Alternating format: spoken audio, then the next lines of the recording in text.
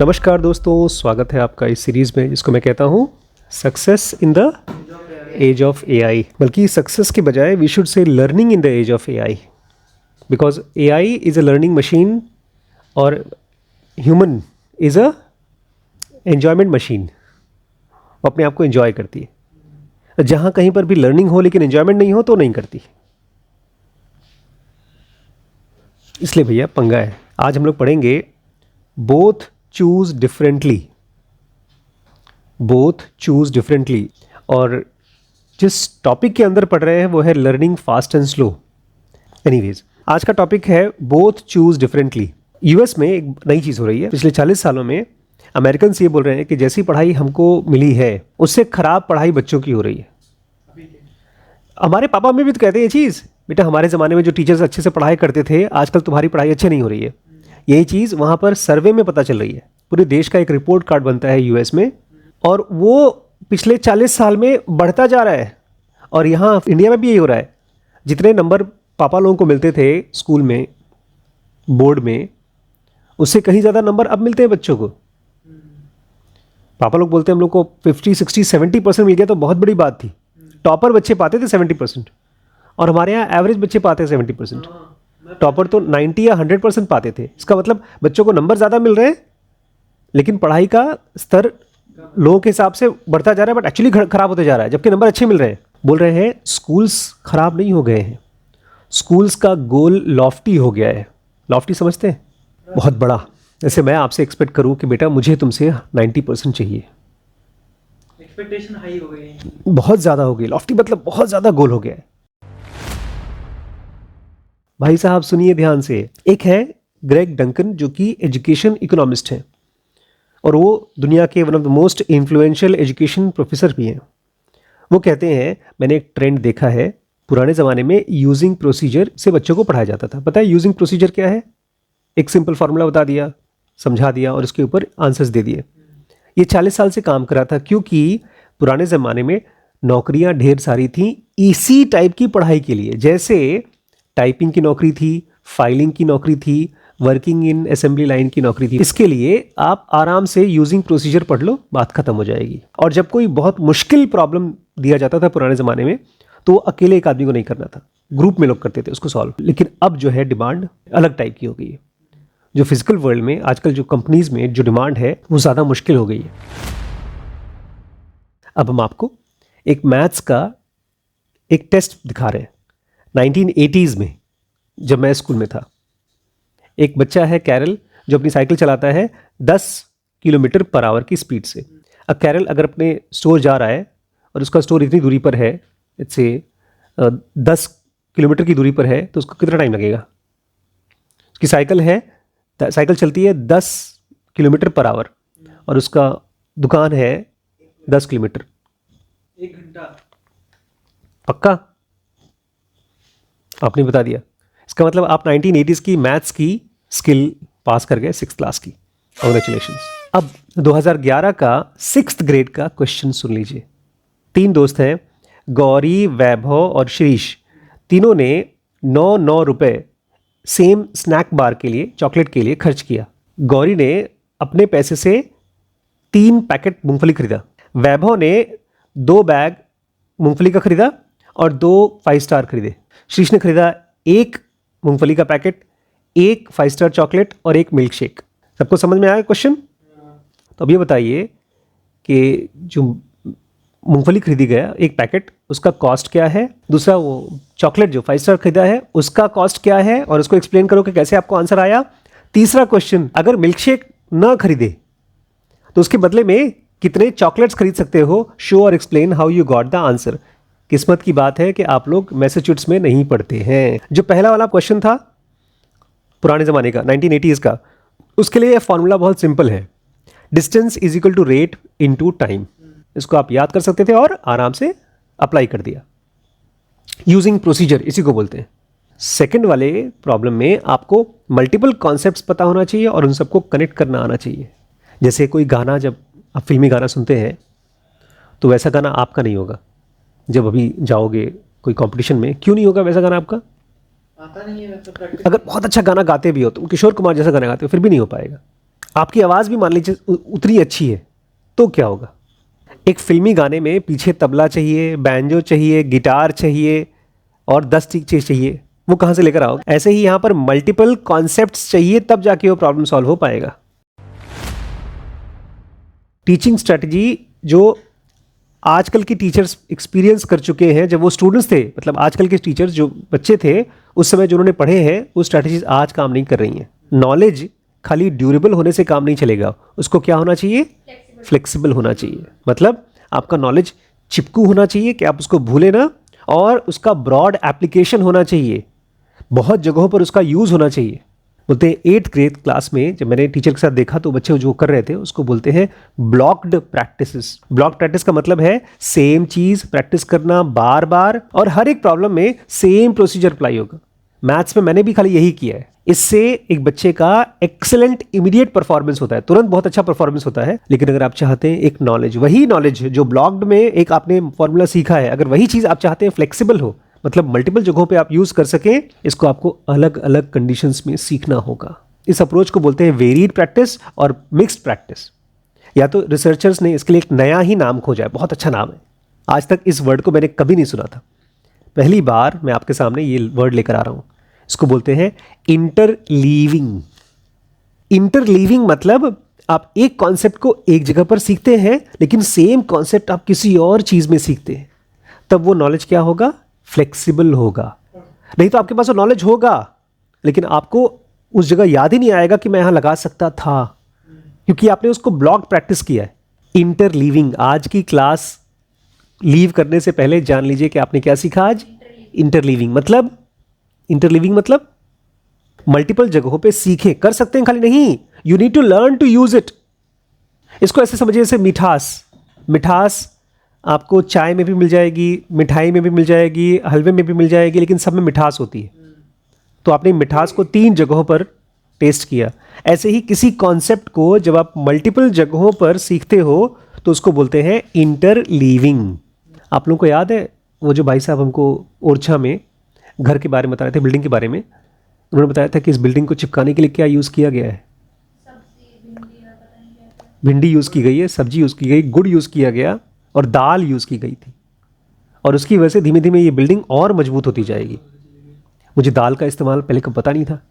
अब तक हम खाली दाल सोचते थे खाने के लिए, अब हमको पता चला दाल को इस्तेमाल करते हैं घर बनाने के लिए। क्या पता कहीं और भी यूज़ कर सकते हो।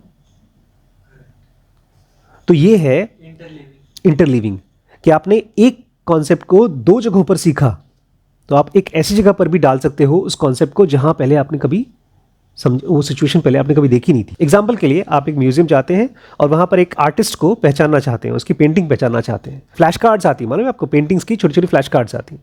उसको आप देखेंगे, सब पिकासो की ढेर सारी पेंटिंग्स, खाली पिकासो की मत देखिए, पिकासो की, रेनुआ की और सिज़ैन की, सबकी फ्लैश कार्ड्स को मिक्स कर दीजिए, तो आपको उनका डिफरेंस दिखाई देगा। और इसमें आपको शुरुआत में बहुत ज़्यादा स्ट्रगल करना पड़ेगा, लेकिन जब आप म्यूजियम में पहुंचेंगे तो आप ज़्यादा इक्विप्ड होंगे। उसमें वो पेंटिंग भी आप पहचान पाएंगे जो फ्लैश कार्ड्स में नहीं थे, क्योंकि आपने 3 अलग अलग पेंटर्स की फ्लैश कार्ड्स को देखा, खाली एक का नहीं देखा। खाली एक का देखा होता तो यूजिंग प्रोसीजर होता। जब कॉलेज में बच्चों के मैथ्स प्रॉब्लम सिखाए जाते थे, जिन लोगों ने ब्लॉक्स में प्रैक्टिस किया था उन्होंने बहुत बेकार परफॉर्म किया जब टेस्ट हुआ था। उन बच्चों से जिन्होंने सेम प्रॉब्लम्स को किया लेकिन मिक्स्ड अप, ये प्रॉब्लम किया सेम टाइप का फॉर्मूला नहीं, अलग टाइप के क्वेश्चंस के साथ भी, जब आप एक फॉर्मूला को मल्टीपल जगहों पे ट्राई करके सीखते हो तो आपके सक्सेस के ज़्यादा चांसेस होते हैं। जो ब्लॉक प्रैक्टिस थी बच्चों की, उन्होंने रिपीट कर करके सीखा। जैसे आप अभी म्यूजिक सीख रहे हो, रिपीट करके आपने गाना सीखा, रिपीट करके आप फिल्म बनाओगे, रिपीट करके। लेकिन जो मिक्स्ड प्रैक्टिस बच्चों ने किया, उन्होंने रिपीट नहीं किया। उनका ये था कि यार ये प्रॉब्लम्स को पहले डिफ्रेंशिएट कैसे करें, ये प्रॉब्लम है क्या। देखिए, जब पहले से आपको मालूम है प्रॉब्लम क्या है, तब तो आपको खाली सोल्यूशन लगाना है। लेकिन जैसे हमारे मेडिकल में आते हैं पेशेंट्स, हमको नहीं पता होता उनकी प्रॉब्लम क्या है, इसलिए इन्वेस्टिगेशन होता है। जाओ पहले अल्ट्रासाउंड कराओ, सीटी स्कैन कराओ। मरीज आता है, बोलता है सर में दर्द है। अब उसमें 10 चीजें हो सकती हैं, कुछ भी हो सकता है, इसलिए हमको दिमाग के अंदर झांकना होता है। पेट को अल्ट्रासाउंड के पहले पता है क्या बोलते थे? कुआं। एक बार कुएं में गिर गया तो उसके बाद निकल नहीं पाता, कोई सामान खो गया तो। नदी, रिपीटेशन में आप एक प्रॉब्लम को चुपचाप पता है सोल्यूशन लगा दिया, प्रैक्टिस कर रहे हैं। लेकिन मिक्स प्रैक्टिस में आप पहले प्रॉब्लम के ऊपर दिमाग लगा रहे हैं, आखिर ये प्रॉब्लम है कौन सा टाइप का, सोल्यूशन तो बाद में लगाऊंगा। इसलिए mixed type of practice is better for long term result. दुनिया का जो सबसे अच्छा बिजनेसमैन है वो स्टीव जॉब्स को माना जाता है। बिल गेट्स भी हैं, स्टीव जॉब्स भी हैं, बट ये स्टीव जॉब्स ने 3 बड़े बड़े बिजनेसेस खड़े किए। एक तो कंप्यूटर इंडस्ट्री में एप्पल, और दूसरा फिल्म इंडस्ट्री में पिक्सर, और तीसरा म्यूजिक इंडस्ट्री में हाँ। जो हम आज आईट्यून्स सुनते हैं ना, वो बहुत बड़ा बिजनेस है। सोचिए अगर उसने खाली कंप्यूटर के ही बिजनेस में कुछ नया बिजनेस खड़ा किया होता तो ये ब्लॉक प्रैक्टिस माना जाता। लेकिन उसने अपनी कंप्यूटर के बिजनेस की नॉलेज यूज़ की फिल्म इंडस्ट्री को बढ़ाने के लिए, और इन दोनों की नॉलेज यूज़ की उसने म्यूजिक इंडस्ट्री में पैसा कमाने के लिए। सेम चीज़ अप्लाई किया गया सभी टाइप के पढ़ाई में।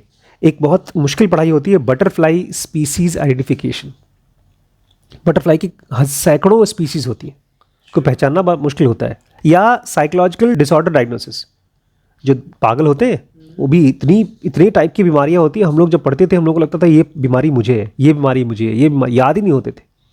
लेकिन आप जब एक ही टाइप की बीमारी को रटते हो तो आप खराब आंसर देते हो, और वहीं पर अगर आप मिक्स्ड बीमारियों को पढ़ते हो तो आप ज़्यादा सही आंसर दे पाते हो, ज़्यादा लॉन्ग टर्म याद रहता है आपको।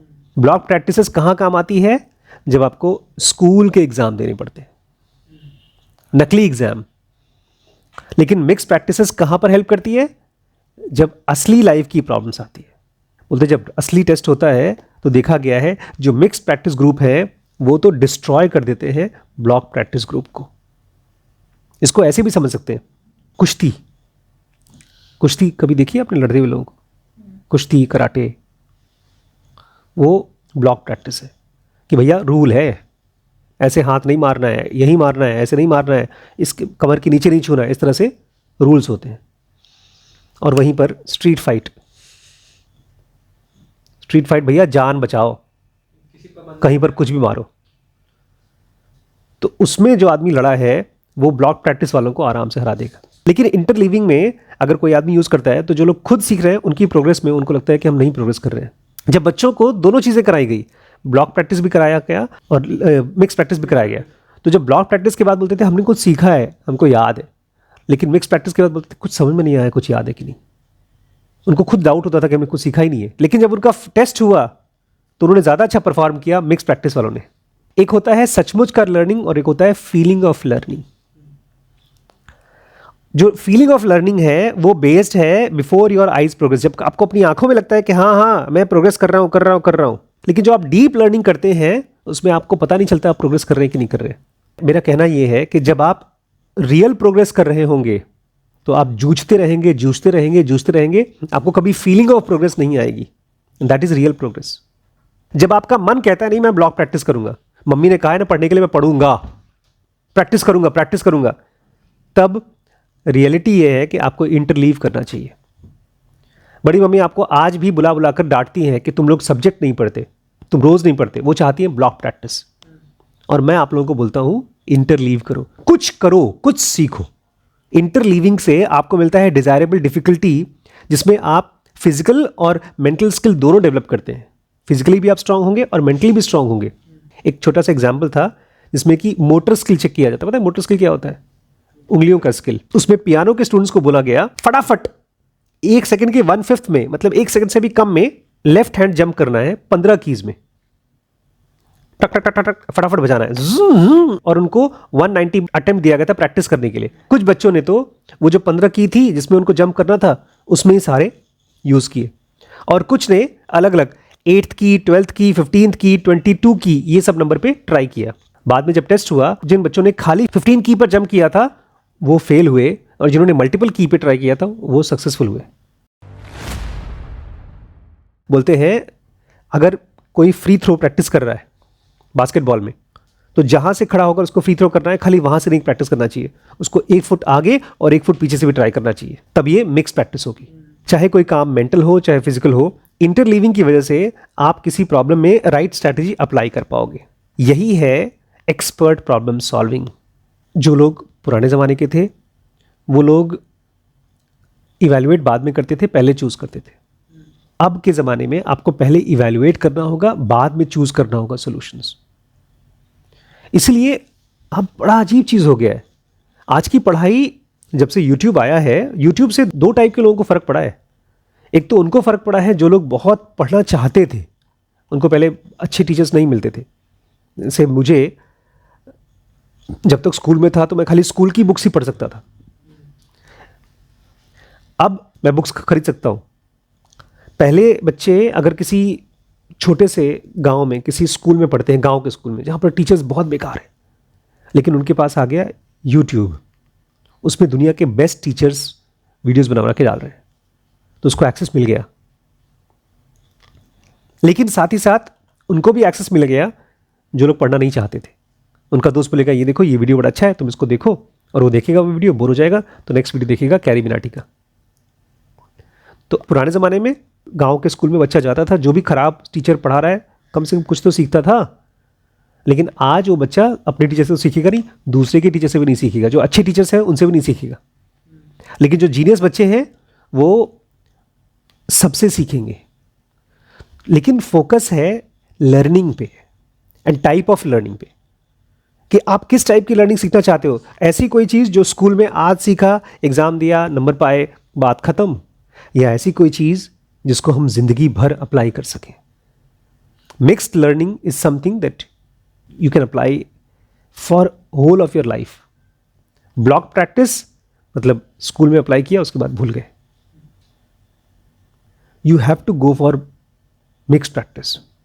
इसको कैसे करेंगे हम आगे पढ़ेंगे, बट एटलीस्ट आज आपको ये क्लियर हो गया there is something called as mixed practice, जहां पर आप एक चीज़ को सीखने के लिए मिक्स्ड करके सीखते हो, मुश्किल करके सीखते हो, अलग अलग सिनेरियो में सीखते हो। पुराना ज़माना था ब्लॉक प्रैक्टिस का, वो आउट ऑफ डेट हो गया। ठीक है।